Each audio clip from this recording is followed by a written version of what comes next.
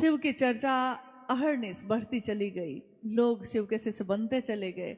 सन 1986 में जब आकाशवाणी हुई जिसमें उनको कहा गया कि तुम जो करते हो दूसरों को करने के लिए कहो, और उससे कुछ वर्ष पहले ही जब उन्होंने शिव को गुरु बनाया था 1974 में, सन 1975 में तुर्की एक जगह है, प्रखंड है एक, मुजफ्फरपुर जिला का। जैसे ये जो गुरु भाई अभी आए थे, आरा के थे, तो उन्होंने कहा कि मेरा सौभाग्य है कि मैं उस धरती से आता हूँ। सही में ये भी बात है, मन गौरवान्वित होता है उस जगह से जोड़कर अपने आप को कि कभी मेरे साहब, ठीक है मैं उस समय नहीं था, लेकिन मेरे साहब उस जगह पे बैठकर शिव को अपना गुरु बनाए थे। ये सोच के ही मन प्रफुल्लित होता है। मेरा भी स्थान जो है मुजफ्फरपुर जिले का है, तो मुजफ्फरपुर से मेरा जुड़ाव मेरे मन को भी गौरवान्वित करता है कि मेरे साहब, जब मुझको दूर दूर तक खबर भी नहीं थी, मेरा तो जन्म तक नहीं हुआ था उस समय, सन 1975 में साहब श्री ने तुर्की के शिक्षक लोगों की जो ट्रेनिंग चलती है, टीचर ट्रेनिंग कॉलेज, उसके अहाते में आम के पेड़ के नीचे बैठे, शाम की बेला है, शांत है सब कुछ, उनकी माँ आंगन में है।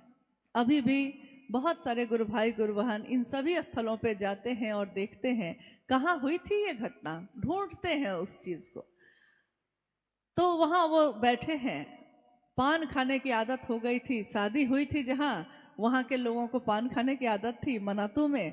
धीरे धीरे साहब को भी पान खाने का अभ्यास हो गया, तो तुर्की के चौक पे वो पान खाने गए, लौटे, कुर्सी खींचकर बैठे हैं। कहा उन्होंने कि कहीं कुछ भी नहीं था, और हवा चल रही है, हवा के झोंके के साथ मेरे मन ने सुना, मेरे कानों ने नहीं, कान सुनते हैं, मेरे मन ने सुना, हवा के झोंके के साथ नमः मेरे सांसों से उतरा है, चढ़ा है सांसों पे और सिवाय उतर गया है। हवा के झोंके के साथ नमः मेरी सांसों पे चढ़ा है और सिवाय उतर गया है, कहीं कुछ भी नहीं है।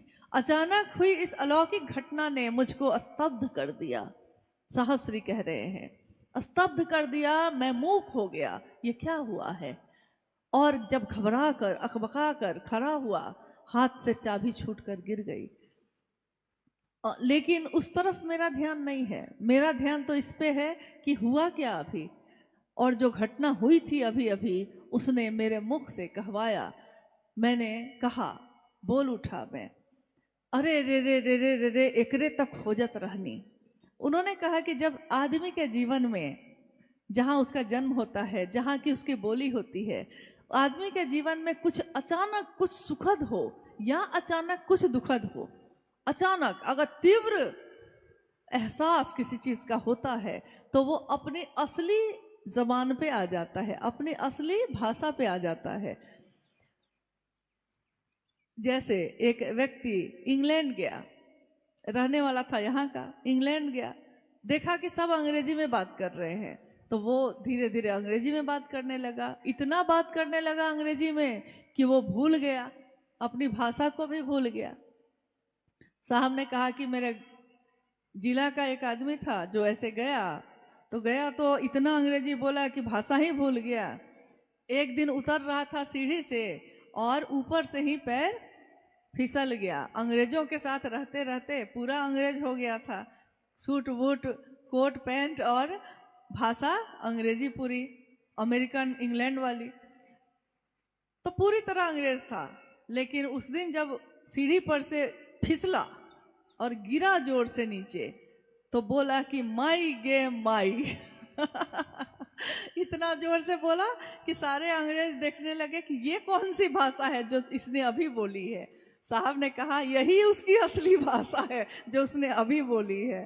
तो उस दिन भी उन्होंने कहा कि मेरा जो जीवन था चल रहा था, लेकिन उस जीवन में जब ये घटना हुई है तो मेरे मुंह से, मेरी जो भाषा है भोजपुरी, तो मेरे मुंह से वही निकला। मैंने कहा अरे रे रे रे रे एकरे तक खोजत रहनी। माँ ने अंदर से पूछा, बउआ का भुलाइल रहे जे मिल गई। साहब ने कहा चाबी भुलाइल रहे मिल गई। उन्होंने कहा चाबी कमरे की नहीं भूली थी मेरी, वो अध्यात्म के रास्ते पे मैं जाऊंगा कैसे? उस रास्ते पे तो ताले लगे हुए थे, कहीं कोई चाबी देने वाला नहीं था, कोई बताने वाला नहीं था उस रास्ते पे। किसी ने नहीं कहा कि तुम खुद जा सकते हो उस ईश्वर के तरफ। सबने तो यही कहा था कि मैं तुमको बताऊंगा। कोई पूजा बता रहा था, कोई साधना बता रहा था, कोई मंत्रों का जप बता रहा था, लेकिन सब में यही कह रहा था कि मैं। किसी ने नहीं कहा कि वो शिव साहब को जो मिलना था उस समय मिल गया। उन्होंने अपने गुरु से यही कहा था कि साविधि मुझको चाहिए, आप जो देंगे वही करूँगा। विधि के साथ सांस पे चढ़ा और सांस पे उतर गया, विधि के साथ हुआ ये। और 1986 में उधर आकाशवाणी हुई। सिंहेश्वर मंदिर जो मधेपुरा में है, वहाँ प्रसाद चढ़ाने की घटना हुई, जिसमें जब वो पदाधिकारी थे, उनके साथी पदाधिकारियों ने पहले तो उनको चिढ़ाना शुरू किया हर बात पे। जैसे ही वो अपने कार्यालय में जाते थे, लोग कहते थे, पदाधिकारी लोग कहते थे, क्या हरिंद्रानंद जी, महादेव का क्या हाल है? इनको बड़ा बुरा लगता था, दुख होता था कि लोग महादेव का मजाक क्यों उड़ाते हैं, मेरा उड़ाते हैं, महादेव का नाम लेकर मजाक क्यों उड़ाते हैं। साहब ने कहा कि मैंने अपने गुरु महादेव से ये मन ही मन कहा, लोग मेरा मजाक उड़ाते हैं, कहते हैं क्या हरिंद्रानंद जी, महादेव का क्या हाल है।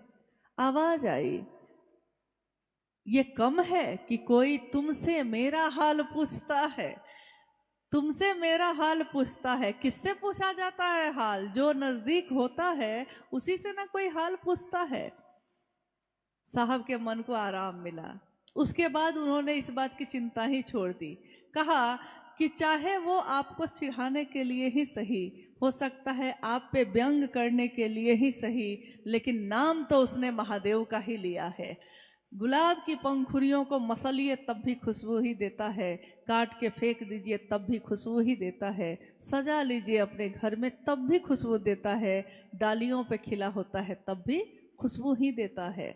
महादेव का नाम कोई गलती से भी लेता है, परिणाम तो सुखद ही होते हैं, परिणाम हमेशा अच्छे होते हैं। इसलिए इस बात की चिंता साहब ने कहा कि कभी मत करिएगा कि लोग मजाक उड़ाते हैं। मजाक उड़ाने की बात तो है तो कुछ तो लोग कहेंगे, लोगों का काम है कहना, छोड़ो बेकार की बातों को, कहीं बीत न जाए रहना। कुछ तो लोग कहते ही हैं, अच्छा पहनिए तो कहते हैं, अच्छा जीवन जीना सीख लीजिए तब कहते हैं।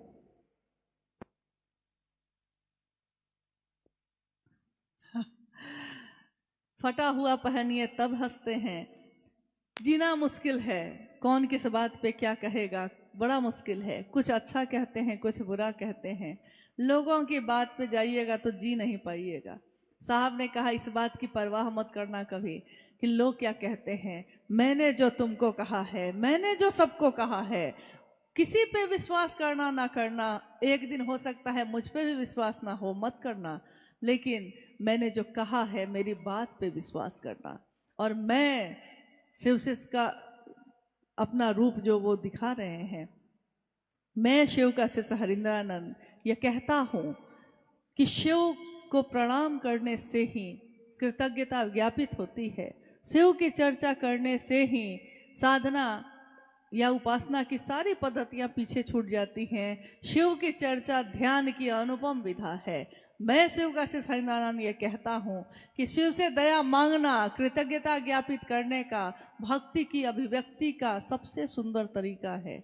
सांसों पे शिव का नाम नमः चढ़ना और शिवाय का उतरना शिव शिष्यों के द्वारा किया हुआ सर्वोत्तम जप है। माला पे जप करने का प्रचलन पुराना है, बहुत समय से चला आया है। कोई तुलसी की माला पे करता है, कोई रुद्राक्ष की माला पे करता है, कोई गमल गट्टे की माला पे करता है, जिसको जो माला मिलती है उस पे करता है। लेकिन सांसों की माला पे सिमरू में शिव का नाम, सांसों की माला पे पल पल मेरी हर सांस उस शिव का नाम ले, बस शिव का नाम ले, सिमरू में शिव का नाम। ये बात, ये पद्धति आज तक हर व्यक्ति के लिए किसी ने कभी नहीं कही। पहली बार साहब हरिंद्रानंद जी ने यह कहा। महादेव को गुरु बनाकर सांसों पे ही नमः शिवाय का जप करके उनको प्रणाम किया जा सकता है। अम्बाला की ये जो धरती है जहाँ आज ये शिव गुरु परिचर्चा हो रही है, आज ये घटित हो रही है, लेकिन शिव के शिष्य हरिनानंद जी के मन में ये घटित तो बहुत पहले हो चुकी है, आज दिख रही है। लेकिन ये सारी चीजें बन तो उसी दिन में गई थी। हर कुछ दिन के बाद किसी न किसी चर्चा में उन्होंने इस स्थान का नाम लिया है, अम्बाला का नाम लिया है। तो अम्बाला का नाम लिया है यानी उनकी सोच में अम्बाला रहा है हमेशा। आज अम्बाला की इस धरती पे पहली बार एक आयोजन हो रहा है शिव गुरु के नाम पे। अद्भुत और अप्रतिम ये पल, ये सुखद पल जो बीत रहा है, शायद आने वाले समय में इससे भी सुंदर पल आएगा, आएगा ही आएगा। और आएंगे लोग और बोलेंगे लोग और काम करेंगे महादेव का। शायद हम लोग देख पाएँ ना देख पाएँ ये तो नहीं जानते, लेकिन आज जो ये घटित हो रहा है, ये आज की जो अनुभूति है ये यही है कि हमारे साहब और दीदी की उपस्थिति हर पल हर स्थान पे है। बिना उनकी उपस्थिति के ये घटित नहीं हो सकता था, आज हो रहा है। उनकी सोच है। यहाँ की एक घटना आपने सुनी होगी, किसी न किसी से सुनी होगी या साहब की चर्चाओं में सुना होगा। अक्सर उन्होंने इस घटना को दोहराया। हम लोग हमेशा इस बात को करते थे कि साहब आखिर कहना क्या चाहते हैं, साहब आखिर इस घटना को बार बार क्यों बताते हैं। वो सीधे सीधे नहीं कह के क्या इस घटना को बता के क्या कहना चाहते हैं। घटना क्या है? ये घटना अम्बाला छावनी के नाम से जाना जाता है। अम्बाला कैंट यानी सेना की छावनी है। यहाँ अंग्रेजों के समय से है। ये अंग्रेजों के समय से इस जगह पे छावनी रही है, आज भी है, पूरी तरह है। और ये घटना उस समय की है। ये नदी जो शिवालिका पहाड़ से बहती है और अम्बाला से गुजरती है, पहाड़ी नदी है तो स्वाभाविक है, पहाड़ की नदी जो उतरती है तो उसमें कभी भी पानी कम होता है और अचानक से बहुत तेज पानी आ जाता है। हम लोग जब तक समझते हैं तब तक पानी इतना तेज हो जाता है कि पार करना भी मुश्किल होता है। ये घटना जो साहब श्री के मुख से, साहब श्री के द्वारा हम सब ने सुनी है।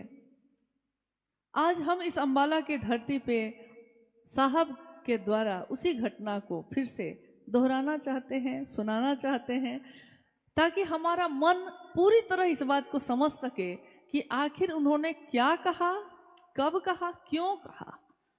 इस घटना को बताने का उद्देश्य क्या है, बार बार बताने का उद्देश्य क्या है। घटना है कि एक अंधेरी रात में बारिश का समय था और तूफान चल रहा था। एक नंबरदार जो अंग्रेज लोगों के द्वारा था, तो भारत का ही यहीं का था, लेकिन अंग्रेजों के द्वारा नियुक्त था। नंबरदार एक पद होता है, उस समय मिला हुआ था उनको। घोड़े पे सवार होके वो लोग जब चलते थे तो लोग थर्राते थे भय से, यानी उन लोगों से दूसरे भय खाते थे, वो किसी से डरते नहीं थे। परिस्थिति किसी को भी कहीं भी लाके खड़ा कर सकती है। उस अंधेरी रात में अचानक नंबरदार जब वहां पहुंचते हैं उस नदी के किनारे, तो नंबरदार के उस नदी के किनारे पहुंचते पहुंचते बारिश इतनी तेज हो चुकी थी कि नदी का पानी उफान मार रहा था और नंबरदार का घर नदी के उस पार था। तो अक्सर वो आते थे, घोड़े से ही पार करके चले जाते थे, लेकिन उस अंधेरी रात पीछे भी नहीं लौट सकते थे और आगे भी तूफानी बारिश होने के कारण पूरी नदी पानी से भरी हुई थी और बहुत तेज प्रवाह था उसका। नंबरदार खड़ा हो गया वहां और सोचने लगा अब क्या करूं। असहाय, असहाय जब व्यक्ति होता है तब निर्भर होता है। चारों तरफ नजर घुमाई उसने, देखा कि दूर एक साधु, एक अघोरी बैठा हुआ है। नंबरदार को अपनी तरफ देखते हुए साधु ने इशारे से बुलाया। समझ गया कि संकट में फंसा हुआ है, बुलाया। क्या बात है बच्चा? नंबरदार ने कहा बाबा उस पार है मेरा घर, लेकिन इतना तूफान होने के बाद अब ये पानी पार करना बड़ा मुश्किल है, कैसे जाऊं? अघोरी ने कहा कि इतनी सी बात है। अघोरी ही तो था, साहब ने कहा कि अघोरियों का स्वभाव होता है कि प्रणाम करिए तो खुश हो जाते हैं, उनको चीजें नहीं चाहिए आपकी, थोड़ा आपने किया है तो वो प्रसन्न हो गए। उन्होंने कहा कि अरे इतनी सी बात है, हाथ अपने आगे करो। उसने अपने दोनों हाथ आगे कर दिए और बालू जो भींगा हुआ था, नदी के किनारे का बालू जो भींगा हुआ था, उस बालू में उस अघोरी ने अपनी उंगलियों को डुबाया। सामने नंबरदार जो हाथ फैला के बैठा हुआ था, उसके एक हाथ पे शी और एक हाथ पे व लिख दिया और कहा, इसी को देखते हुए देखो तो क्या है। नंबरदार ने अपने हाथ को जोड़ा, कहा शिव। अघोरी ने कहा, इसी शिव को देखते हुए नदी पार कर जाओ। मंत्रमुग्ध सा वो नंबरदार अपने हाथों पे उस शिव को देखता हुआ नदी की तरफ बढ़ गया, जैसे किसी चीज का होश नहीं था उसको। बढ़ गया, नदी पत्थर बनती चली गई, पत्थर की तरह उसका पानी बनता चला गया और नंबरदार उस पे चलता हुआ आधे से ज्यादा दूर वो जा चुका था। आधी से ज्यादा दूरी उसने तय कर ली थी, थोड़ी ही दूर अब बचा था कि तब तक अचानक जैसे उसका सम्मोहन टूट गया और उसने देखा अपने हाथों को, जो देख रहा था। देखते हुए उसके मन में एक विचार कौन था, शिव यही ना जिसकी पूजा मेरी माँ करती है, मेरे पिता करते हैं, मेरी पत्नी करती है, जिनका मंदिर है मेरे गांव में, शिव यही ना। जैसे ही सोचा और वो डूबने लगा। उसको डूबता देखकर वो अघोरी जो किनारे पे बैठा है वो देख रहा है उसको। जैसे ही उसने देखा ये डूब रहा है तो उसने वहीं से आवाज दी उसको, कहा, रे रे अपने शिव को छोड़, मेरे शिव को देख। उसकी तेज आवाज गूंजी और नंबरदार जो डूब रहा था, डूबते डूबते उसने अपने हाथों को ऊपर करके जोड़ा, अघोरी के शिव का ध्यान किया और फिर से पानी पत्थर हो गया, वो उस पार उतर गया। साहब श्री के द्वारा सुनाई हुई ये घटना, ये कहानी नहीं है, उन्होंने कहा ये सच्ची घटना है। ये घटना हमारे आपके मन को बहुत कुछ समझाती है अगर हम समझना चाहें तब। हम में से यहाँ बैठे हर व्यक्ति ने शिव को अपना गुरु माना है। कहा किसने था ये? शुरुआत, उद्गम कहाँ से है? किसके मन में ये विचार आया? किसके हृदय से फूटा? ये विस्तार जो धरती पे हुआ है, ये विस्तार करने वाला कौन है? किसके कहने से हम लोगों ने शिव को अपना गुरु बनाया है? आप लोग भी कह सकते हैं किसके कहने से बनाया है। यानी किसी एक के कहने से हमने शिव को बनाया है। उन्होंने कहा कि मेरे शिव को देख, तू अपने शिव को छोड़। शिव तो वही है, लेकिन उस शिव से तेरा रिश्ता बड़ा कमजोर है, बहुत पुराना, बहुत कमजोर, कभी भी टूट जाता है। ये रिश्ता है कि अभी महादेव ने नहीं दिया तो छोड़ा, उसको माना, उसने नहीं दिया तो छोड़ा, इसको माना, ये तो है रिश्ता। तो महादेव से ये रिश्ता जो है बड़ा कमजोर है। लेकिन शिव के शिष्य हरिंदानंद का जो अपने गुरु से रिश्ता है वो इतना गहरा है, इतना गहरा है कि सारी दुनिया एक तरफ हो जाएगी तब भी वो अपने गुरु के लिए किसी से समझौता नहीं करेंगे। सारी यातना, सारी चीजें सही उन्होंने, लेकिन महादेव को महादेव ही रहने दिया। वहां तक ये बात नहीं आई जैसे ढाल बन के कोई खड़ा हो, जैसे कोई सैनिक खड़ा हो और सोच लिया है उसने कि पीछे तो धरती पे कदम रखने नहीं देंगे, जितने बाण चलाने हैं हम पे ही चला लो, पीछे के लोग तो सुरक्षित ही रहेंगे। तो साहब को पे इस दुनिया के लोगों ने कितने तरह की बातें की, उपहास किया, अपमान किया। किसने? अभी अभी आपने घटना सुनी कि लोग उनका मजाक उड़ा रहे थे। अभी अभी आपने सुना उनके माता पिता को जब ये लगने लगा तो उनको अपने बेटे से भी दिक्कत हो गई। स्वाभाविक है, चिंता में दिक्कत हुई, लेकिन चिंता में ही तो बहुत कुछ बोल देते हैं हम। अपनों की चिंता में बहुत कुछ बोल देते हैं। कहाँ समझ पाते हैं कि शिव भी अगर शरीर में उतरेंगे तो हम कहाँ समझ पाते हैं, हम कहाँ जान पाते हैं कि कौन हमारे बीच आया है और किससे हमारी अभी अभी मुलाकात हुई है। आप तो नहीं जान सकिएगा, इन आंखों से तो नहीं देख सकिएगा। अपने शिव को छोड़ मेरे शिव को देख। किसी पे विश्वास हो या ना हो, मेरी बात पे विश्वास करना।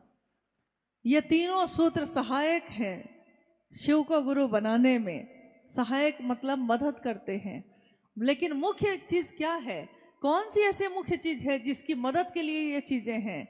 हमेशा उन्होंने ये कहा भी और शिष्यानुभूति में लिखा भी है कि आपका अस्थाई शिष्य भाव होना ही अनिवार्य है। शिव की शिष्यता में एक निष्ठता और समर्पण अपने गुरु के लिए होना ही होना है। आप कहिएगा मुझको अभी विश्वास नहीं है, तो कोई दिक्कत नहीं है। गुरु के रूप में जब हम शिष्य बनते हैं उनके, तो गुरु के रूप में उस शिव के पास अविश्वास में भी जाया जा सकता है, बिना श्रद्धा के भी जा सकते हैं। संशय ही संशय हो, शंका ही शंका हो, तब भी उनके पास हम जा सकते हैं। महादेव गुरु के रूप में एक ऐसी सत्ता है जो ये नहीं कहते कि मुझ पे विश्वास है तब आओ, जो हो तुम, जैसे हो तुम। उसी रूप में जीव से शिव बनाने का संकल्प साहब श्री का रहा, लोगों को शिव की तरफ भेजने का रहा। शिष्यानुभूति एक छोटी सी किताब जो 1990 में लिखी गई, शायद आपके पास होगी, अगर नहीं हो तो आप मंगवा सकते हैं, मुख्यालय से मंगवा सकते हैं, गुरु भाइयों के द्वारा या गुरु बहनों के द्वारा मंगवा सकते हैं। उसको पढ़िएगा। उसमें साहब ने जो बातें लिखी हैं, अपनी अनुभूति, शिष्यानुभूति यानी शिव के शिष्य साहब हरिंदरानंद जी की अनुभूति उन्होंने लिखा है अपने गुरु के लिए कि अगर विश्व का मानव आपको अपना शिष्य भाव अर्पित करता है, तो गुरु के रूप में शिव को विश्व के मानव के अभ्युदय का भार लेना ही पड़ेगा। कितने समय के बाद इस पंक्ति को दोहराते समय यह प्रश्न बार बार उठने लगा कि ये पंक्ति ये बताती है कि शिष्य बोल रहा है कि गुरु को क्या करना होगा। यहां तो गुरु बताता है ना कि शिष्य को क्या करना होगा, तो शिव के शिष्य हरिंदरानंद जी बता रहे हैं कि शिव को क्या करना होगा। साहब ने कहा कि प्रेम अधिकार लाता है। आपका बेटा आता है स्कूल से और कहता है माँ आज के आज जूता खरीदा जाना चाहिए, जूता फट गया। आप कहते हैं अभी रुक जाओ, पैसा नहीं है, 2 दिन 4 दिन बाद खरीद देंगे। कहता है नहीं, अभी का अभी खरीदना ही होगा। प्रेम है, प्रेम में अधिकार होता है। पिता को कह देते हैं बाबूजी नहीं, आपको ये काम तो करना होगा बाबूजी। अधिकार है, प्रेम में अधिकार होता है। यानी शिव से उनका प्रेम ये अधिकार उनको देता है कि वो अपने गुरु शिव को कह रहे हैं ये कि अगर विश्व का मानव आपको अपना शिष्य भाव देगा, चाहे वो किसी जाति, किसी धर्म, किसी संप्रदाय, किसी वर्ण, पुरुष या स्त्री, अमीर या गरीब, कुरूप या सुंदर, कोई भी हो, अगर शिष्य भाव देता है, हे शिव आपको विश्व के मानव के अभ्युदय का भार लेना ही पड़ेगा, लेना ही होगा। और गुरु ने किया भी यही। आज हमारे आपके बीच ऐसे कितने लोग हैं, अलग अलग विसंगतियों के लोग, अलग वेशभूषा है, अलग भाषा है, अलग सोच है, अलग खान पान है, हर चीज तो अलग है। यहाँ तक कि एक एक जर्रा जर्रा इस धरती का और रोम रोम हमारे शरीर का, सबका एक दूसरे से अलहदा है, जुदा है, अलग है, एक जैसा नहीं है, कुछ भी एक जैसा नहीं है। तब भी विसंगतियों में संगति की स्थापना करते हैं शिव, और उस महादेव को अपना गुरु बनाने का आवाहन है साहब श्री हरिंदरानंद जी का।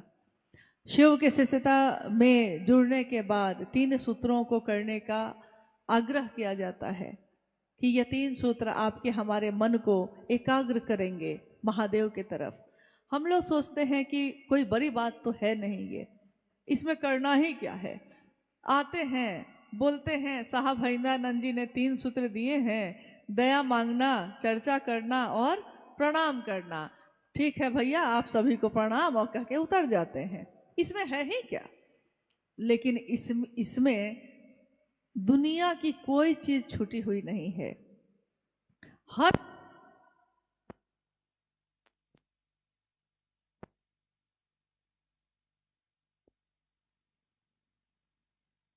हाँ चलिए, कभी हटती है कभी आती है ये बिजली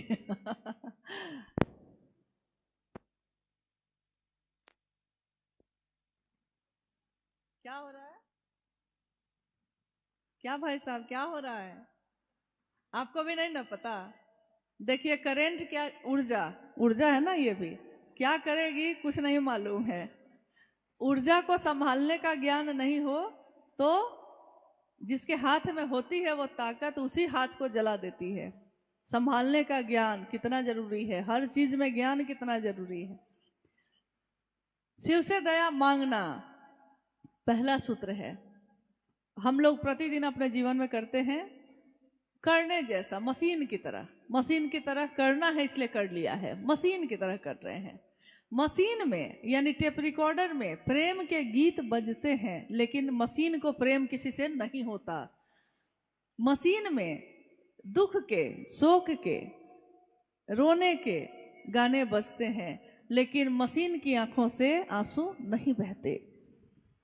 जिसमें संवेदना होती है, जिसमें एहसास करने की क्षमता होती है, सुख या दुख वही महसूस करता है, आनंद भी वही महसूस करता है। जीव से शिव भी वही हो सकेगा, संभावना है ये। तो शिव से दया मांगना यानी इसमें थोड़ा भाव भी हो। ठीक है भैया, ये माइक ठीक है, ये ठीक है।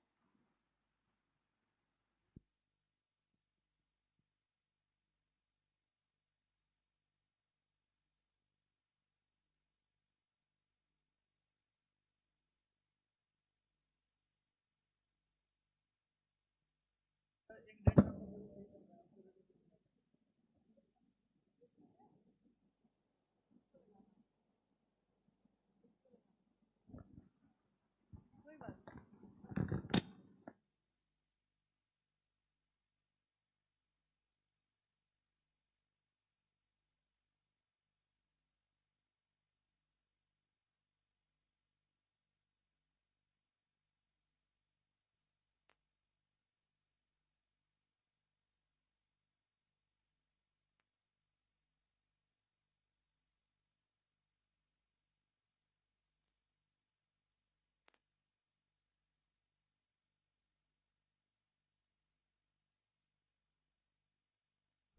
हेलो। छोड़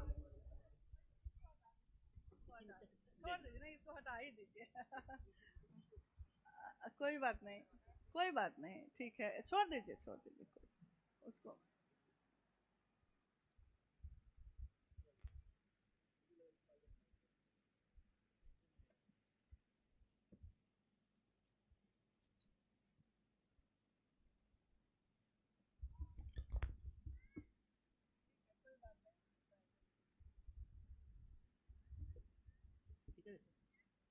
ठीक है,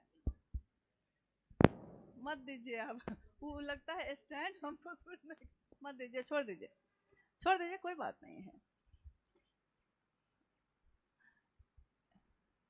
नया नया काम करने में ये सब होता रहता है, कुछ ना कुछ तो होगा ही होगा लेकिन कुछ भी बिगड़ता रहे उसको फिर से बना के ठोक पीट के ले चलना है। हाँ, इसके कारण रुकना नहीं है तो खैर,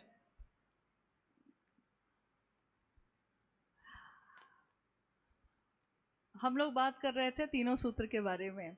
ये तीनों सूत्र हमारे मन को, हमको गौर करना होगा, ये तीनों सूत्र हमारे मन में करना है, हमको मन को साधन बनाना है। तो मन ही साधन है, ये साहब हरिंद्रानंद जी समझ चुके थे कि मन ही साधन है किसी को अपना बनाने में। पहला सूत्र दया मांगना, ये भी मन ही मन अपने गुरु शिव को ये संप्रेषित करिए कि हे शिव, आप मेरे गुरु हैं, मैं आपका शिष्य हूँ, मुझे शिष्य पर दया कर दीजिए।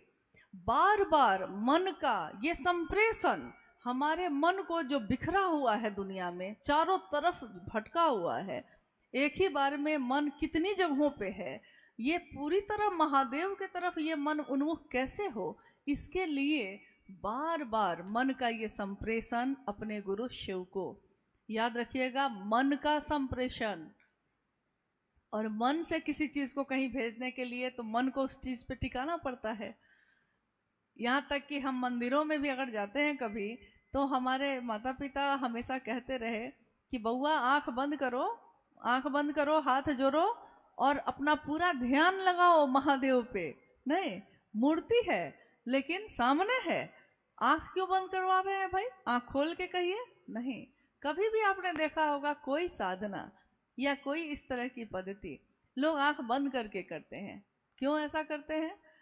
क्योंकि आंख बंद करना मतलब बाहर की चीजों से कटकर अपने अंदर देखने की विधा को विकसित करना, इसको बढ़ाना, हम अपने को देख पाए, हमारा अंश जो है हम उसको देख पाए। इसके लिए अद्भुत सी बात है शिव चर्चा में या शिव की शिष्यता में भी कि यहाँ आंख बंद करने के लिए नहीं कह रहे हैं साहब हरिंदानंद, वो कभी नहीं कह रहे हैं ये बात कि आंख बंद करके बैठिएगा कहीं पे।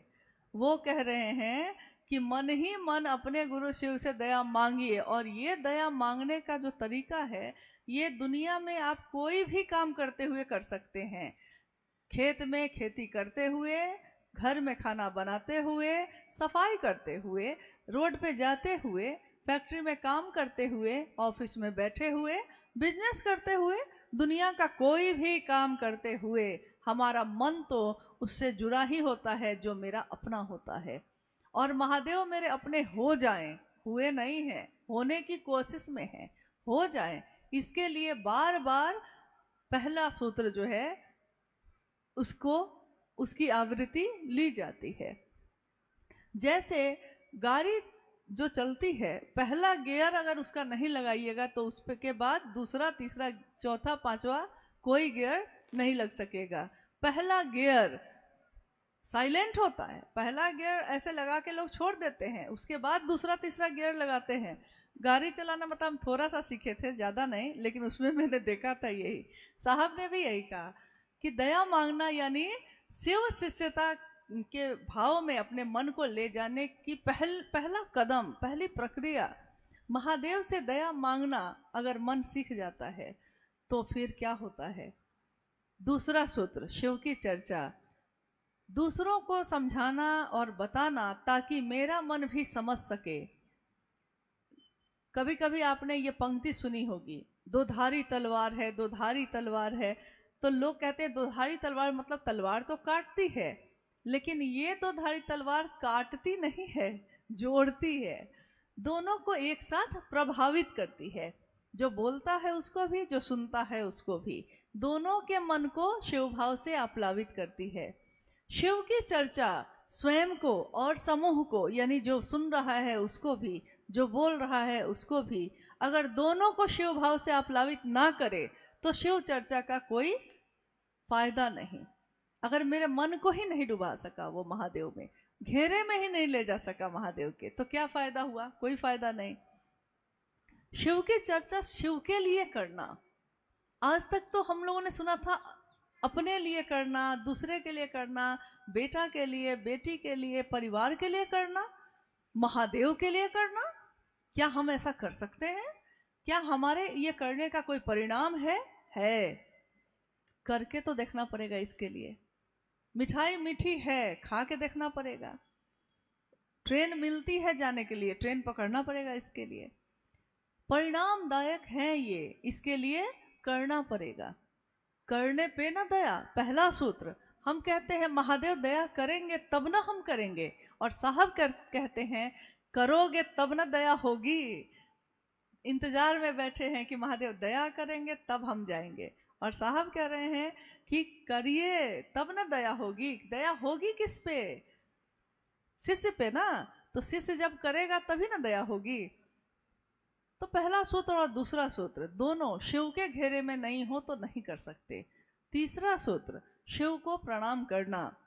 शिव को प्रणाम करने के लिए बहुत सारी प्रक्रिया पहले से हमारे समाज में, हमारी दुनिया में स्थापित विधियां हैं, जिसमें हाथ जोड़ के प्रणाम करना, झुक के प्रणाम करना, अपने पूरे शरीर को लेटा के प्रणाम करना, साष्टांग प्रणाम करना, अलग अलग तरह की विधियां हैं। आपने देखा होगा कहीं कहीं किसी जगह पे अगर आप जाइएगा, कोई धार्मिक आध्यात्मिक जगहों पे जाइएगा, तो आप देखिएगा कि प्रणाम ही है, करना प्रणाम ही है, मुद्राएं अलग अलग हैं, सबके तरीके अलग अलग हैं। कोई अंगूठा जोड़ के करता है, कोई ऐसे हाथ को मोड़ मोड़ के कर रहा है, कोई हाथ को पीछे बांध के कर रहा है, यानी शरीर की मुद्रा सबकी अलग अलग है, लेकिन प्रणाम तो मन करता है। और साहब श्री ने कहा प्रणाम भी तो आपका मन ही करेगा। उस महादेव को मन ही मन प्रणाम करिए, बार बार करिए। एक पत्थर पे पानी फेंकिए, पत्थर का कुछ नहीं बिगड़ता है, लेकिन अगर बूंद बूंद, एक एक बूंद उस पत्थर पे लगातार अनवरत, एक बूंद पानी की कुछ नहीं बिगाड़ सकती किसी का, लेकिन लगातार उसका अभ्यास, लगातार उसका गिरना, निरंतर ये प्रक्रिया एक दिन उस पत्थर को भी फाड़ देती है। और हमारा आपका मन जो इतने संवेदनाओं से घिरा हुआ है, इतने एहसास है उसमें, प्रेम, सहानुभूति, करुणा को महसूस करता है, उस मन में महादेव के लिए ये तीनों सूत्र करना धीरे धीरे हमारे बिखरे हुए मन को, जो चारों तरफ फैला है, सीधे महादेव के तरफ उन्मुख करता है। संसार में इसको कहते हैं गुरुमुख होना। गुरु का के तरफ मुख का होना नहीं, मेरे मन का गुरु के तरफ उन्मुख होना। तो ये तीनों सूत्र इसमें मदद करते हैं। और जैसे ही हमारा मन पूरी तरह उन्मुख हो जाता है, तो ये अस्थाई शिष्य भाव लगातार हमारे मन में अस्थाई, अब बाहर से कुछ भी होगा ये बदलेगा नहीं। अब महादेव देंगे कि नहीं देंगे, बदलेगा नहीं। हम ना अपना बेटा अच्छा है कि बुरा है, हम बेटा नहीं बदलते हैं। मेरा पति अच्छा है या बुरा है, हम पति नहीं बदलते हैं। मेरे अपने माँ बाप कैसे हैं, हम अपने माँ बाप को नहीं बदलते हैं। लेकिन जैसे ही हमारा रिश्ता कमजोर होता है उस ईश्वर से, तो हम ईश्वर बदलने लगते हैं, हम धर्म बदलने लगते हैं, हम रास्ते बदलने लगते हैं। लेकिन अगर हमारा मन उस महादेव पे टिक जाए, एक बार टिक जाए, एक प्रणाम हो जाए महादेव को, फिर वो हिल भी नहीं सकता, क्योंकि अब महादेव ने हमको आपको पकड़ लिया है। हम अपनी तरफ से पकड़ते हैं तो छूटते हैं, कभी छूट जाते हैं, कभी हाथ छूट जाता है, लेकिन अगर महादेव पकड़ेगा तो वो कभी नहीं छोड़ेगा। महादेव पकड़ेगा कैसे? क्या महादेव आज नहीं पकड़े हुए हैं? पकड़े हुए हैं। लेकिन गुरु और शिष्य परंपरा ये बताती है कि गुरु कोई भी हो वो ईश्वर से मिलवाता है, सही गुरु। शिव भी जब गुरु होंगे तो वो ईश्वर के अपने ही स्वरूप से मिलाएंगे, महादेव का समग्र स्वरूप। तीसरा सूत्र में जब हम नमः शिवाय से प्रणाम करते हैं, नमः शिवाय मंत्र शिव के समग्र स्वरूप को प्रणाम निवेदित करने की अनुपम विधा है।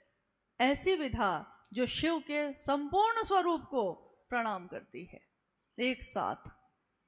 तो ये तीनों सूत्र जो सुनने में या कहने में बहुत आसान लगते हैं, ये दुनिया का सबसे कठिन काम है। लेकिन आपके हमारे निरंतर अभ्यास से ये एक दिन हो जाता है। लेकिन निरंतर, लगातार ये करना होगा। अपने लिए तो हमने बहुत कुछ किया है, आइए महादेव के लिए करते हैं। ये सौभाग्य मिला है इस जीवन में। आज का ये कार्यक्रम जो है अब तो थोड़ी देर तो हो गई है, लेकिन कोई जिज्ञासा है तो कहिए भाई।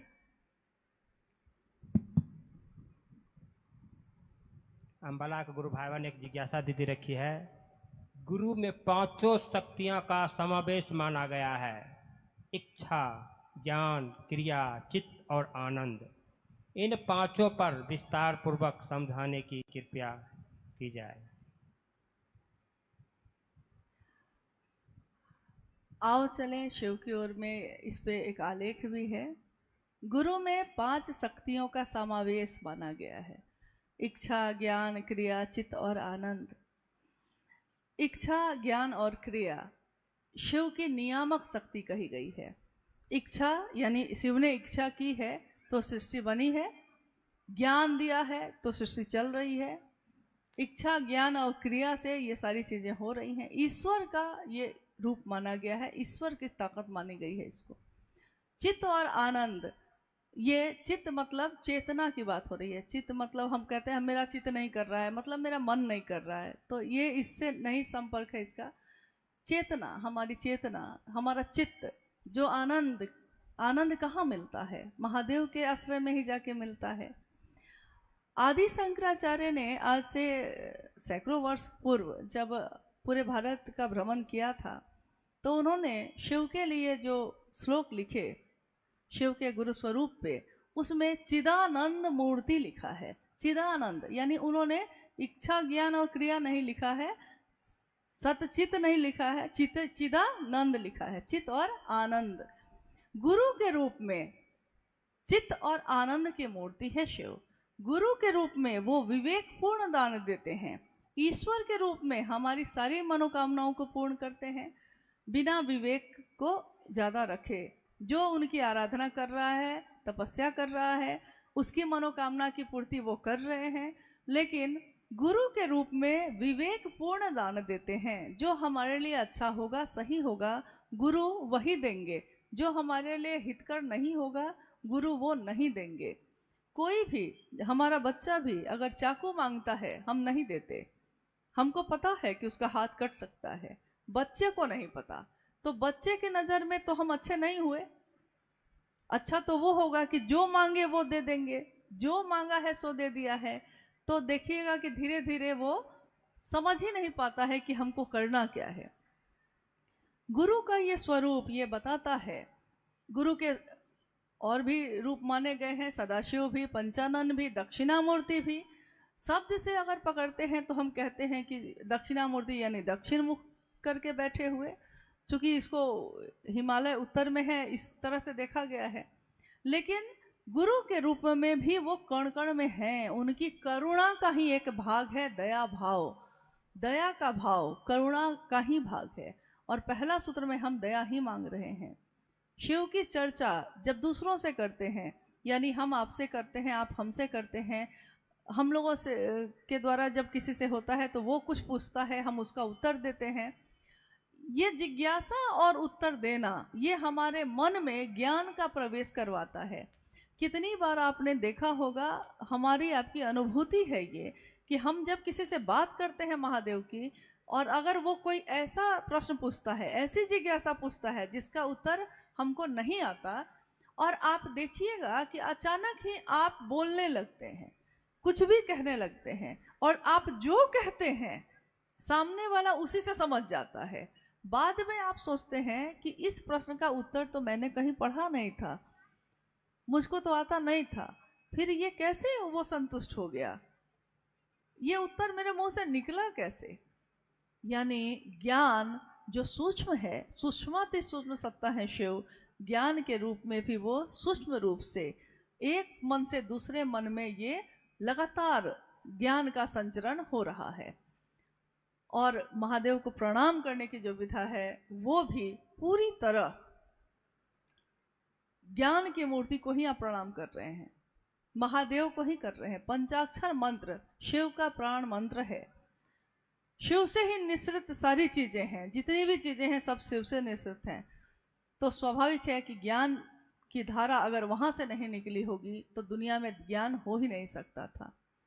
भारत देश में जहां हमारा आप रहते हैं, इस देश में ज्ञान की कितनी धाराएं आई, अलग अलग रूप में आई। ज्ञान की धाराओं का संगम होता। साहब श्री की ये पंक्ति है जो उन्होंने आओ चले शिव की ओर में लिखा है कि भारत भूमि पे ज्ञान की इतनी धाराएं आई, ज्ञान की धाराओं का अगर संगम होता तो ये संगम कितना मोहक होता, कितना सुंदर होता। लेकिन संघर्ष है, कहीं कहीं संघर्ष अगर है यानी वो ज्ञान की धारा है ही नहीं। ज्ञान की धारा में संघर्ष हो ही नहीं सकता, हमारे आपके बीच में संघर्ष हो ही नहीं सकता अगर सारे लोग ज्ञान की ही बात कर रहे हैं, अगर सारे लोग विश्व मूर्ति शिव की ही बात कर रहे हैं, अगर सबके चित्त में वही आनंद मूर्ति बैठे हैं, तब तो कहीं कोई संघर्ष नहीं है। ये तो प्रेम की धारा है, मोहक है, लुभाती है, मुग्ध करती है और दूसरों को सुवासित भी करती है। और काफ़ी समय से अम्बाला की धरती पे महागुरु महादेव की ये बात चल रही है। बीच बीच में बिजली ने भी अपना कुछ कुछ काम किया है, इन्होंने भी कुछ कुछ कर ही दिया है इनकी गलती नहीं है। लेकिन बार बार साहब ने ये बात जरूर कही है कि आप धरती पे कुछ भी मांगते हैं महादेव से, स्वाभाविक है शिवका से अपनी लौकिक कामना को लेकर अगर जाएगा तो किसके पास जाएगा? कोई शिवका से होगा, कामना तो उसकी होगी ही होगी। मनुष्य है, वो परिवार में रहता है, गृहस्थ आश्रम में रहता है, घर में सुख होगा दुख होगा, किसको बोलेगा? जो अपना है उसी को तो बोलता है, जो अपना है उसी से तो मांगता है, और जो अपना है उसी को फटकार भी सुनाता है। दोनों बातें होती हैं। तो महादेव को चाहे मांगिए, चाहे प्रणाम करिए, चाहे फटकार सुनाइए, लेकिन महादेव को अपना मानना है और महादेव को अपना मानकर दूसरों को भी इस तरफ प्रेरित करना है। अम्बाला के इस कार्यक्रम में साहब दीदी की उपस्थिति में, हमारे गुरु शिव की उपस्थिति में जो आज ये संपन्न हो रहा है, मेरी कामना है अपने गुरु महादेव से, अपने साहब दीदी से, कि वो इस धरती को पूरी तरह शिवमय बनाने में लोगों की मदद करें। लोगों की मदद कर रहे हैं, वो नहीं करते तो ये हो ही नहीं सकता था। करें, और ज़्यादा करने की ज़रूरत है ताकि ये पूरा जगत शिवमय, जो सपना है साहब का शिवमय हो, ये हो सके। हमारे आपके करने से होगा। जहाँ लोग शिव के से बन गए हैं वहाँ तो हम आप सब जाते हैं, जहाँ नहीं बने हैं वहाँ जाने वाले उनकी ज़रूरत है। आप ज़रूरी नहीं है कि आप यहाँ से दूर दूर जाइए, कोई ज़रूरी नहीं है।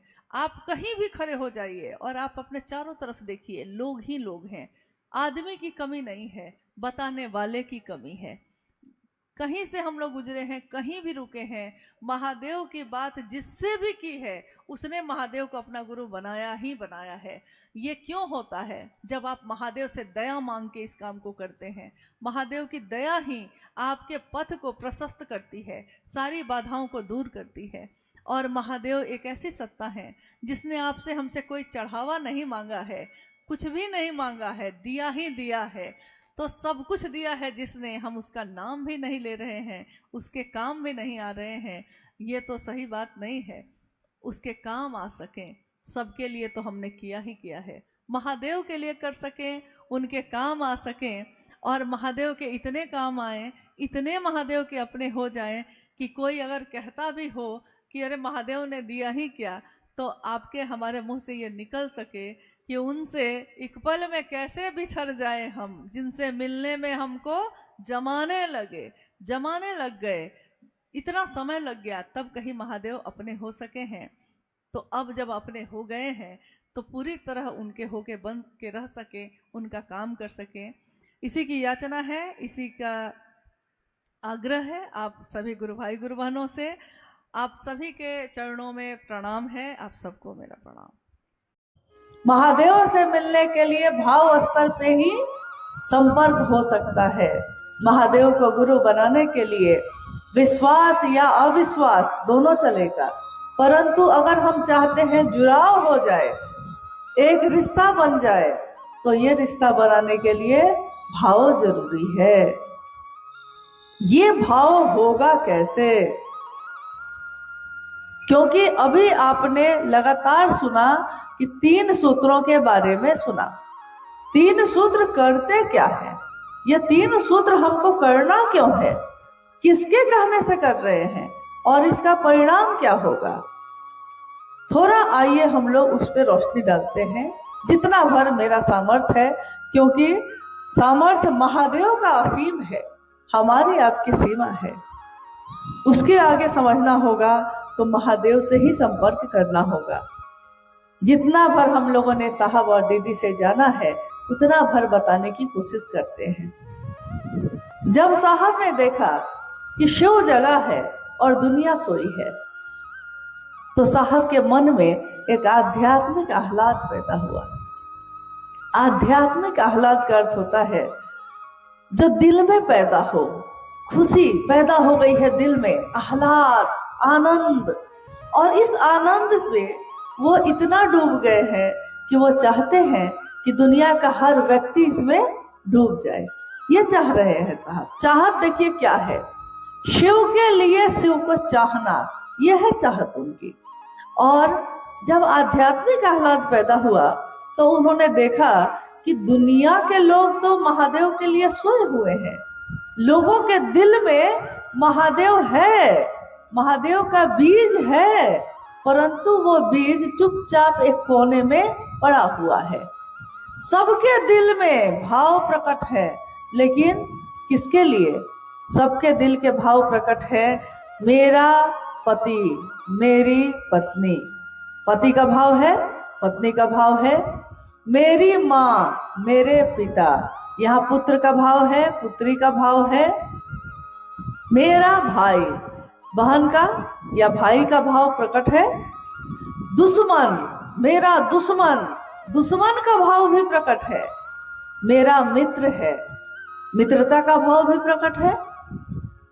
तो साहब श्री देख रहे हैं कि ये इंसान जो है, इंसानों की ये जो दुनिया है, इसमें दुनिया के, जगत के सारे भाव प्रकट हैं, परंतु शिव के लिए कोई भाव प्रकट नहीं है। तो उन्होंने देखा कि आखिर ये शिव का भाव कहाँ छिप के बैठा है जो प्रकट नहीं हो रहा। उन्होंने अपने जीवन की अनुभूति से, जिसमें सिंहेश्वर मधेपुरा में महादेव ने मात्र उनके इतना कहने से कि बुढ़ऊ इज्जत रखी है, प्रसाद ग्रहण कर लिया, तो साहब ने कहा कि महादेव की दया ही सब कुछ है।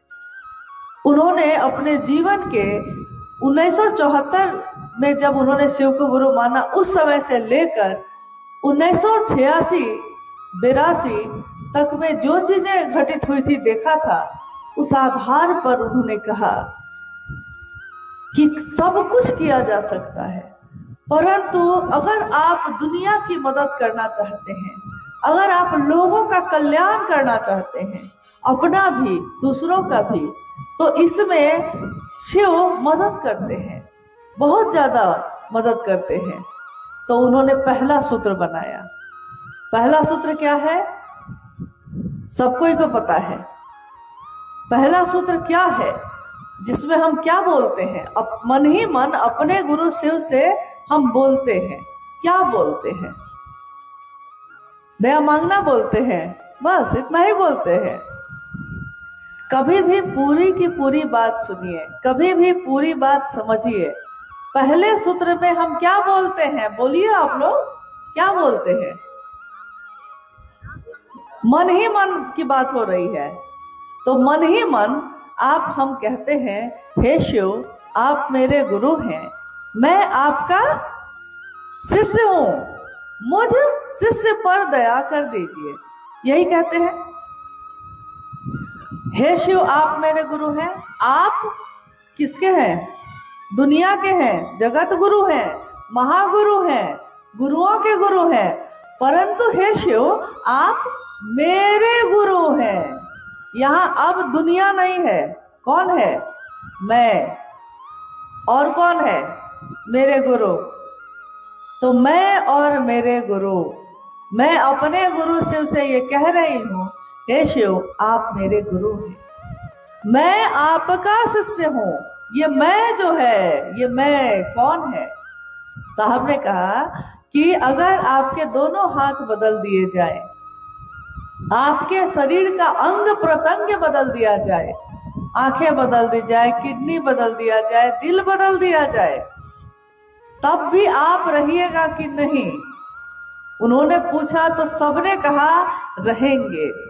साहब ने कहा कि ये जो कहता है मैं हूं, रहूंगा, ये कौन है? क्या ये शरीर है? क्या ये आकार है? क्या ये मूर्ति बोल रही है? क्या ये तस्वीर बोल रही है? या कोई इंसान का शरीर बोल रहा है? नहीं, ये बोल रहा है वो जो चेतना है, जो ऊर्जा है आपके अंदर, जिसने आपको जीवित रखा है। और ये ऊर्जा निकल गई तो यही शरीर जो अभी आपका है, अब आपका नहीं है। शरीर की मौत हो गई। यानी ये जो बोलता है मैं, तो जब हम पहले सूत्र में कहते हैं मैं आपका शिष्य हूं, तो क्या ये शरीर उनका शिष्य है कि मेरे अंदर की जो चेतना है वो कह रही है हे शिव मैं आपका शिष्य हूं, मुझ शिष्य पर दया कर दीजिए, मुझ शिष्य पर दया करिए। यह कौन है? मैं जो शिष्य हूं। लेकिन मैं तो धरती पे और भी बहुत कुछ हूं। मैं किसी की बेटी भी हूं, मैं किसी की बहू हूं, मैं किसी की बहन, किसी की मित्र, किसी की पत्नी, किसी की भाभी, किसी की चाची, न जाने क्या क्या हूं, बहुत कुछ हूं। लेकिन यहां मैंने शब्द का प्रयोग ये नहीं किया है। मैंने नहीं कहा है कि मैं अमुक व्यक्ति की बेटी हूं, मुझ पे दया कर दीजिए। मैंने कहा है हे शिव आप मेरे गुरु हैं, मैं आपका शिष्य हूं, मुझ शिष्य पर दया करिए। यानी यहाँ एक रिश्ता मैंने बनाया है शिव से सीधे, और कहा है कि मैं आपकी शिष्य हूं। ये जो कह रहा है मैं हूं आपका शिष्य, ये वो चेतना है, वो अंश है जो शिव का ही है, लेकिन दुनिया में अलग अलग दिख रहा है। कोई इसमें है, कोई इसमें है, कोई इसमें है। जैसे कोई चांदी का दिया है, कोई सोने का दिया है, कोई मिट्टी का दिया है, और अगर तीनों दिया को ढक दे और पूछे आपसे कि इन तीनों की रोशनी को सिर्फ देखिए और रोशनी को देखकर बताइए कि दिया चांदी का है, सोना का है कि मिट्टी का है, तो आप कैसे बताइएगा? दिया यानी शरीर अलग अलग हो सकता है, परंतु उसकी रोशनी, उसकी चेतना, उसकी ऊर्जा एक ही है, जो शिव से निकली है और शिव में मिलेगी। तो स्वस्फूर्त जागरण के लिए पहला सूत्र है स्वस्फूर्त जागरण, यानी मेरे दिल में किन लोगों के लिए है ये पहला सूत्र किन लोगों के लिए है? शिष्यानुभूति ये कहती है, साहब की लिखी हुई 1990 की पुस्तक कहती है कि शिव के शिष्य बनने के लिए जो जिज्ञासु हैं, जो चाहते हैं कि मैं शिव का शिष्य बनूं, या जो शिव के शिष्य हैं, उन लोगों के लिए स्वस्फूर्त जागरण के लिए मेरे दिल में, मेरे मन में शिव का जो बिया है, लेकिन वो भाव प्रकट नहीं है, ये भाव प्रकट हो जाए, इसके लिए पहला सूत्र है। तो जब हम मन में बार बार ये कहते हैं तो एक दिन क्या होता है, मन पे निशान पड़ता है।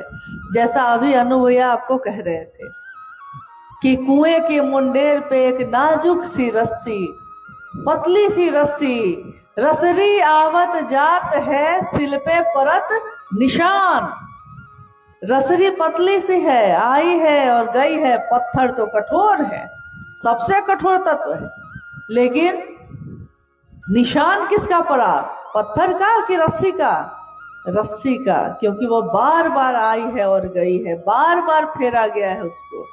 तो जिस तरह उस मन पे हम बार बार ये कहते हैं हे शिव आप मेरे गुरु हैं, मैं आपका शिष्य हूँ, मुझ शिष्य पे दया कीजिए, मन से, मन की गति बहुत तेज है, बहुत तेज। सबसे तेज गति दुनिया में किसकी है? मन की। अभी हम बैठे हैं यहाँ, और अभी अगर हम जाना चाहे अमेरिका, जा पाइएगा कि नहीं? मन से तो चले जाइएगा। मन को पासपोर्ट की जरूरत है, मन को गाड़ी और हवाई जहाज की जरूरत है। मन तो उन्मुक्त है, क्योंकि मन क्या है? सूक्ष्म है। सूक्ष्म चीजें किसी बंधन से नहीं बंधती हैं, शरीर बंधन में है, मन नहीं है। तो मन से हम कहीं भी जा सकते हैं। तो जिस तरह इस मन से हम कुशीनगर से सिवान जा सकते हैं, हम कुशीनगर से छपरा जा सकते हैं, हम कुशीनगर से गोपालगंज जा सकते हैं, उसी तरह इसी मन से हम कुशीनगर में बैठे बैठे महादेव के पास भी जा सकते हैं, हम अपने साहब दीदी से भी मिल सकते हैं। बस मन ही साधन है, मन ही साधन है। तो इसका परिणाम, पहले सूत्र का परिणाम क्या है? उसका परिणाम, उसका रिजल्ट ये है कि मेरे मन में क्या होता है? शिव का भाव, शिव के शिष्य का भाव क्या हुआ? अब प्रकट हो गया। प्रकट हो गया, इससे पहले तो नहीं था प्रकट। जब प्रकट हो गया तब हम कर रहे हैं शिव की बात, यानी शिव की चर्चा। दूसरा सूत्र, गुरु आदेशित कर्म। 1986 में बेगूसराय की धरती पे साहब के मन ने सुना था उस आवाज को। उन्होंने कहा कि कान सुनते हैं, लेकिन मेरे मन ने सुना है। क्या कि जो तुम करते हो तुम दूसरों को करने के लिए नहीं कहते। और एक लंबी बातचीत चलती है, उसका परिणाम है दूसरा सूत्र, गुरु का आदेश। गुरु आदेशित कर्म। गुरु का आदेश ही शिष्यों के जीवन की आधार भूमि है। शिष्य का जीवन ही है उस पे। गुरु ने जो आदेश दिया है वही शिष्य का धर्म भी है, वही शिष्य का कर्म भी है। गुरु आदेशित कितने उदाहरण हैं, कितनी कहानियां, कितनी कथाएं हैं। बौद्ध धर्म की धरती है ये।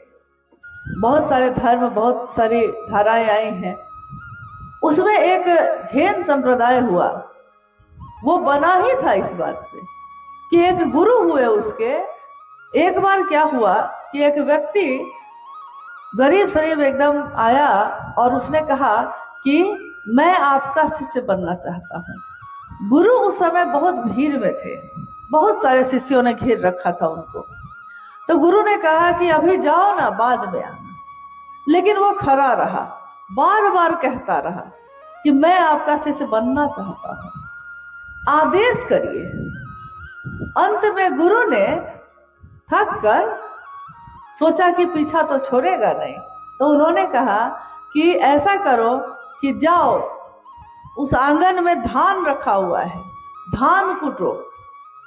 शिष्य चला गया और आश्रम बड़ा था, काफी शिष्य थे। तो इतनी भीड़ भाड़ में फिर गुरु को याद ही नहीं आई उस शिष्य की।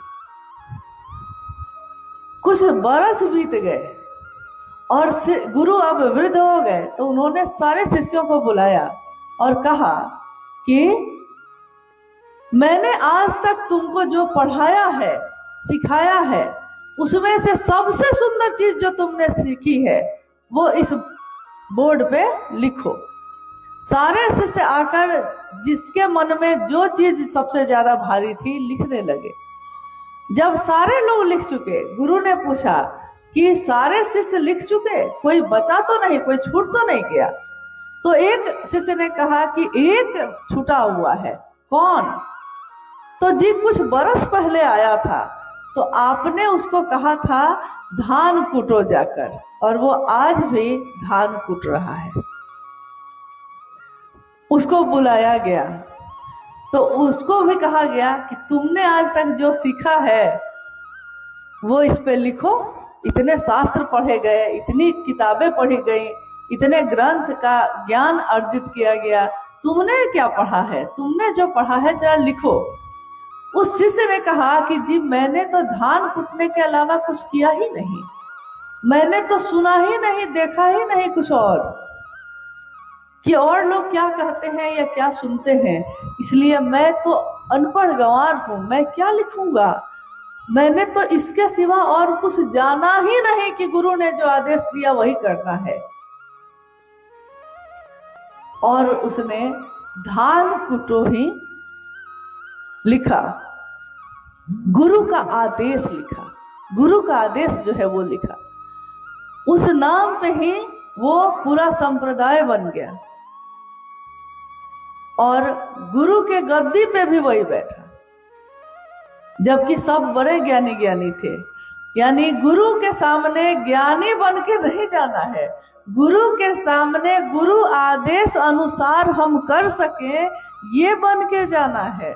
तो गुरु का आदेश है कि जो तुम करते हो दूसरों को करने के लिए कहो। तो हम सारे शिव के शिष्य खुद शिव शिष्य बने हैं और दूसरों को कहना है कि आप भी शिव के शिष्य बनिए। बस इतना ही ना। इसी के लिए सारे चर्चा, सारे काम, सारे आचरण शिव के शिष्य के मात्र इसी इहलौकिक उद्देश्य के लिए है कि खुद भी शिव शिष्य बनो और दूसरों को भी शिव शिष्य बनने के लिए प्रेरित करो। तो पूरी चर्चा की परिधि इसी में चलती है कि सारे कार्यक्रम का एक ही उद्देश्य है, एक ही परिधि में है, वो कि गुरु का आदेश करना है, बस और कुछ नहीं। लेकिन आपने गौर किया है कि नहीं किया है, हमारे देश में, विदेश में, पूरे विश्व में लोग ध्यान पे बहुत बात करते हैं। योग कर लो तो ध्यान हो जाएगा, इस पंथ में चले जाओ, इस गुरु के अनुसार करो तो ध्यान होगा, एकाग्र हो जाओगे। हजारों साल से यही विधा चली आई थी। साहब हरिदानंद जी की ये जो दूसरी विधा है, ये विधा क्या है? शिव की चर्चा करो और शिव की चर्चा सुनो, बस यही है। लेकिन दया मांगना, शिव की चर्चा करना और नमन करना, ये तीनों काम ही करते करते हमारा मन इतना अब ध्यान में है कि नींद में भी शिव दिखाई देते हैं। आंख खुलती है तो शिव का ही ध्यान होता है, आंख बंद होती है तो शिव का ही ध्यान होता है। ध्यान की अनुपम विधा है ये दूसरा सूत्र। शिव की शिष्यता, शिव की चर्चा, शिव की चर्चा ध्यान की अनुपम विधा है। सारे योग, सारे कर्म, तंत्र, मंत्र, यंत्र, सारी चीजों की परिधि इसी परिधि के अंदर है, इससे बाहर कुछ भी नहीं है। तो हमने क्या छोड़ा? घर छोड़ दिया, गृहस्थी छोड़ी है, बाल बच्चों को छोड़ा है, खेत में खेती लगाना छोड़ा है, कुछ भी नहीं छोड़ा है। दुकान चलाना छोड़ा है, गाड़ी चलाना छोड़ा है, कपड़ा पहनना छोड़ा, कुछ भी नहीं छोड़ा है। बस क्या किया है? महादेव को अपने जीवन में ले आए। महादेव मेरे जीवन में आए और सब शिवमय हो गया। मेरा पहनना, मेरा खाना, मेरा उठना, मेरा बैठना, मेरा हंसना, मेरा बोलना, सब शिव हो गया। देखिए ध्यान की कैसी विधा है ये। हमने अलग से कोई प्रयास नहीं किया। ये कब हो गया? जैसे हमारा बच्चा ही हमारी आंखों के सामने बड़ा होता है और हमको पता नहीं चलता है। मेरी आंखों के सामने ही तो बच्चा अभी पैदा हुआ था, 18 साल का हो गया। दिन रात तो देखा है आपने अपनी आंखों से, कहाँ पता चला बउआ बड़ा कैसे हो गया? पौधा लगाया था छोटा सा, इतना विशाल पेड़ बन गया, कहाँ पता चला कि कैसे ये पेड़ बड़ा हो गया? इन आंखों से सूक्ष्म चीजों की जो बढ़त है वो दिखाई नहीं देती। तो हमारे दिल में जो सूक्ष्म चीज बढ़ रही है, गहरी हो रही है, महादेव का भाव जो गहरा हो रहा है, वो इन आंखों से दुनिया को दिखाई नहीं देती। दुनिया को दिखाई देती है इस चीज से कि शिव के शिष्य का आचरण क्या है, उसकी बोली कैसी है। वाणी ऐसी बोली है कि मन का आपा खोए, औरों को शीतल करे, आप भी शीतल होए। ऐसी बोली क्यों नहीं बोलते? क्योंकि महादेव की बोली तो करुणा की बोली है। गुरु अपने शिष्य को अपने जैसा बनाते हैं, तो जब शिव गुरु होंगे तो शिष्यों को क्या बनाएंगे? अपने जैसा बनाएंगे। तो शिव की शिष्यता का दूसरा सूत्र, ध्यान हटता ही नहीं है। अब शिव ही ध्यान में है, बाकी चीजें हल्की हो गई हैं और महादेव भारी हो गए हैं। अगर तराजू लेकर भी बैठिएगा तो दुनिया की सारी चीज एक पलड़े पे रख दीजिए और बस महादेव को एक पलड़े पे रख दीजिए। मेरा महादेव जो है उसको रखिए और देखिए कि पलड़ा किसका भारी है? किसका भारी है? महादेव का। हाँ। तीसरा सूत्र यानी महादेव को प्रणाम करना, ये हम क्यों करते हैं? शिष्यता के भावांतरण के लिए तीसरा सूत्र है। शिष्यता का भावांतरण। भावांतरण का अर्थ होता है ये बात जो अभी तक मेरे विचार में थी, ये विचार, ये जो हमको सूचना मिली है कि शिव गुरु हैं, हम भी बन सकते हैं, ये विचार है, टूट सकते हैं। परंतु अगर ये टिका रह गया, अगर विचार एक ही दिशा में घनीभूत होते रहे, अगर विचार एक ही दिशा में एकाग्र होता रहा, चलता रहा लगातार, तो वो भाव में बदल जाता है। भाव भी अगर गहरा होता गया तो प्रेम में बदल जाता है। विचार, भाव, प्रेम, तीनों मन की ही अवस्था है। जैसे पानी की अवस्था होती है वाष्प, भाप, पानी और बर्फ, पानी की ही अवस्था है, वैसे ही मन की अवस्था है विचार, भाव और प्रेम।